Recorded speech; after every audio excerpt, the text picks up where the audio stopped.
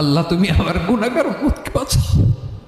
এই দুনিয়ার বুকে রব্বুল আলামিন সব নবীকে একটা করে দাওয়া মুস্তাজাবা দিয়েছেন, মানে যে দোয়া করলে কবুল হয়ে যায় সাথে সাথেই। দুনিয়ার সব নবীরা ওই দোয়াটা দুনিয়ায় করে ফেলেছে। বিশ্বনবী বলবেন, আল্লাহ ওই স্পেশাল দোয়াটা দুনিয়াতে করি নাই, আজকে আমি তোমার দরবারে দাঁড়িয়ে কিয়ামতের দিন ওই দোয়াটা করছি। আল্লাহ আমার যে উম্মতের হৃদয়ে যাররা পরিমাণ ঈমান আছে, আমার একটা উম্মতকেও তুমি জাহান্নামে ঢুকাতে পারবা না।